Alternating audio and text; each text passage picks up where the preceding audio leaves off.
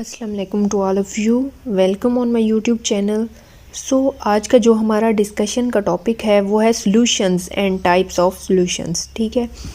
First of all हम देखते हैं कि सॉल्यूशन क्या है। सॉल्यूशन हमारे पास कोई भी दो चीज़ें हैं, कोई भी दो चीज़ों को हम मिलाएं तो उनका होमोजीनियस मिक्सचर जो होगा वो सॉल्यूशन कहलाएगा। और सॉल्यूशन की एक प्रॉपर्टी ये है कि ये ट्रांसपेरेंट इन नेचर होते हैं। अब होमोजीनियस मिक्सचर से क्या मुराद है? इससे मुराद ये है कि आपके जो दोनों कंपोनेंट्स होंगे उनके इक्वली पार्ट्स होंगे, मतलब दोनों की कंसंट्रेशन इक्वल होगी, तो तब सॉल्यूशन होमोजीनियस मिक्सचर कहलाएगा। और होमोजीनियस मिक्सचर जिन दो चीज़ों का या तीन चीज़ों का या जितने भी कंपोनेंट्स हों तो उस होमोजीनियस मिक्सचर को हम सॉल्यूशन कहते हैं। अब आगे हम स्टडी करते हैं कि टाइप्स ऑफ सॉल्यूशंस क्या हैं। आखिर सॉल्यूशन तो हमने पढ़ लिया कि होमोजीनियस मिक्सचर होता है टू और मोर सब्सटेंसेस का। अब सॉल्यूशन की टाइप्स कितनी हैं? फर्स्ट टाइप जब हम देखते हैं तो वो है एक्वस सॉल्यूशन। एक्वस सॉल्यूशन ऐसी सॉल्यूशन होती है जिसमें सॉल्वेंट वाटर होता है। हमारे पास नाम से जाहिर है एक्वस निकला है एक्वा, और एक्वा हम कहते हैं वाटर को। तो ऐसी सॉल्यूशन जिसमें सॉल्वेंट हमारे पास वाटर होगा उसे हम क्या कहते हैं? एक्वस सॉल्यूशंस कहते हैं। फॉर एग्ज़ाम्पल हम एक सॉल्यूशन लेते हैं, पानी लेते हैं सॉल्वेंट के तौर पर, और उसमें हम नमक डाल देते हैं। तो अब नमक और पानी का होमोजीनियस मिक्सचर बन चुका है। तो अब इस सॉल्यूशन को हम क्या कहेंगे? सॉल्यूशन ऑफ टेबल साल्ट कहेंगे, जिसमें Na पॉजिटिव और Cl नेगेटिव क्लोराइड आइंस यानी और सोडियम आइंस मौजूद हैं, लेकिन वो कम मिकदार में है। ज़्यादा मिकदार में क्या है? वहाँ पर पानी है। तो उसे हम क्या कहते हैं? Homogeneous solution. और कौन सी? Aqueous solution. क्यों? क्योंकि सॉल्वेंट वहाँ पर क्या है? वाटर है, इसलिए इसे क्या कहा जाता है? Aqueous solution.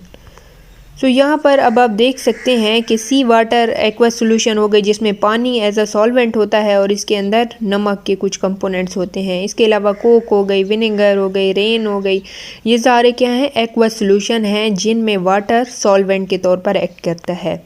नेक्स्ट हम मूव करते हैं अगली टाइप की तरफ, तो वो है स्टैंडर्ड सॉल्यूशन। स्टैंडर्ड सॉल्यूशन ऐसी सॉल्यूशन होती हैं, a standard solution is a solution containing a precisely known concentration of an element or substance. A known mass of solute is dissolved to make a specific volume.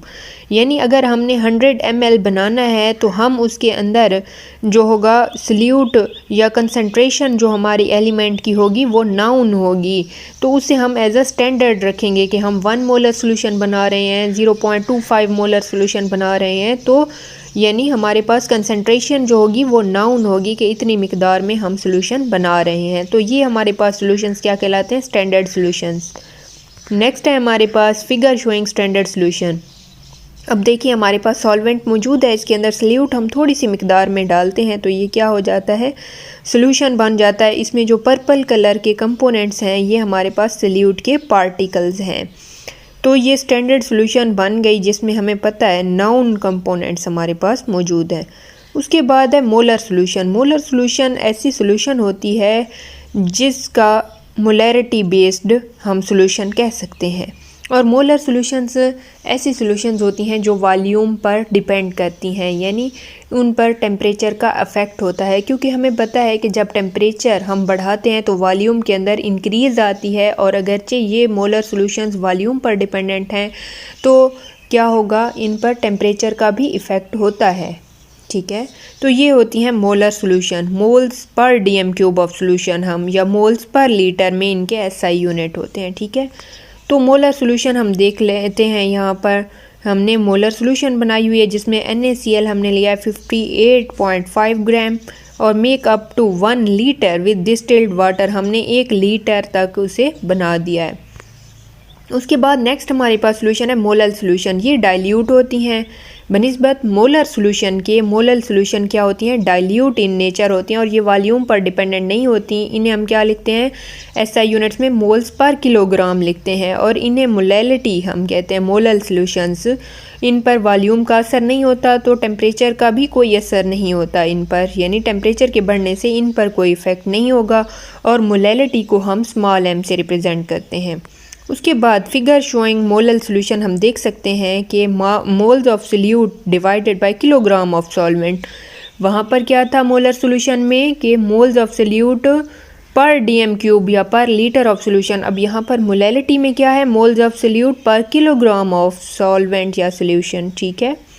सो ये इन दोनों के दरमियान difference है। उसके बाद नेक्स्ट सोल्यूशन हमारे पास है dilute solution. ऐसी सोल्यूशन जिसमें सॉल्वेंट की मिकदार सोल्यूट से ज़्यादा हो उसे हम क्या कहते हैं, डाइल्यूट सोल्यूशन। सॉल्वेंट हमारे पास सोल्यूशन के वो कंपोनेंट्स होते हैं जो ज़्यादा मिकदार में होते हैं।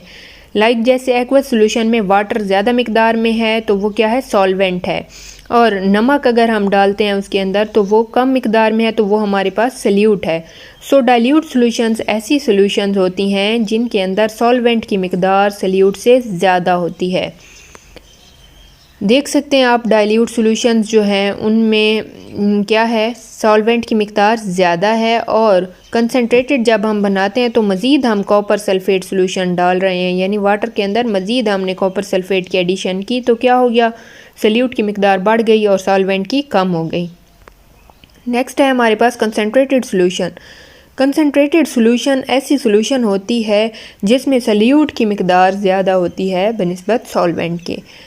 अब सोल्यूट पहले कम मिकदार में होता है, लेकिन जो ही हम सोल्यूट की मिकदार बढ़ाते जाएंगे तो एक पॉइंट ऐसा आएगा जब सोल्यूट और सॉल्वेंट इक्वल हो जाएंगे, तो वो तो इक्विलिब्रियम का पॉइंट है। लेकिन अगर मज़ीद हम सोल्यूट की एडिशन करेंगे तो फिर क्या होगा, फिर वो कंसनट्रेटेड सॉल्यूशन बन जाती है। यहाँ आप देख सकते हैं कि पहले थोड़ी सी साल्ट थी और पानी क्या था, ज़्यादा था, तो ये डाइल्यूट सॉल्यूशन थी। फिर हमने ए लॉट ऑफ सॉल्ट डाली तो सॉल्यूशन चेंज हो गया कंसनट्रेटेड सॉल्यूशन में, ठीक है।